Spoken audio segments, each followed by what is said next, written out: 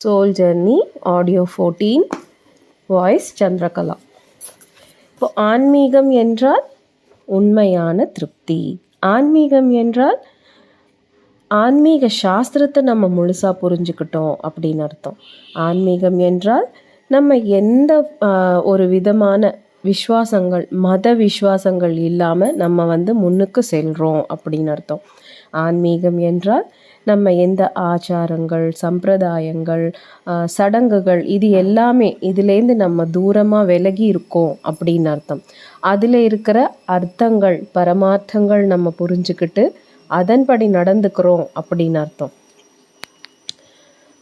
அப்படின்னா நம்ம அதில் அந்த விஷயங்களை கண்மூடித்தனமாக நம்ம செய்யாமல் அதில் இருக்கிற பொருள், உள்முகமான பொருளை நம்ம புரிஞ்சுக்கிட்டோம் அப்படின்னு அர்த்தம். ஆன்மீகம் என்றால் ஹியூமன் வேல்யூஸ் அப்படின்னு அர்த்தம்.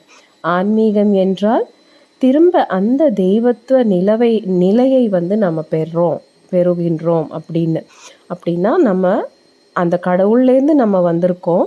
அந்த நிலையை திரும்ப அந்த கடவுள் தன்மையை நம்ம அடைவது தான் ஆன்மீகம். இப்போது நம்ம எல்லாரும் கூட விருட்ச தெய்வங்கள் அப்படின்னு சொல்கிறாங்க. அப்படின்னா விருட்ச தெய்வங்களாக மாறப்போகிற ஒரு விதை நிலையில் இருக்கிற தெய்வங்கள் அப்படின்னா நம்ம எல்லாமே சீட்ஸ். இந்த சீட் எப்பயோ ஒரு நாள் கட்டாயமாக ஒரு மகா விருட்சமாக மாறும். அதனால நம்ம எல்லாருமே அந்த சீட் நிலையில் இருக்கோம்.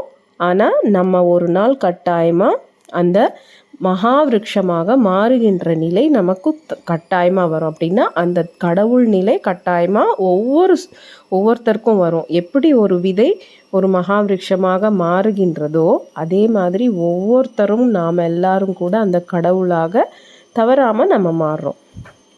நம்ம எப்பவும் ஆன்மீக சாஸ்திரம் அப்படின்னா ஸ்பிரிச்சுவல் சயின்டிஸ்ட் எழுதிய அந்த புத்தகங்கள் நம்ம படிக்கணும். அப்போ தான் ஆன்மீக திருப்தி அப்படின்றது கிடைக்கிது. பிரமிட் மாஸ்டர்ஸ் எல்லாரும் கூட இந்த ஆன்மீக திருப்திக்கு ஒரு மாபெரும் உதாரணம் அப்படின்னு சொல்கிறாங்க.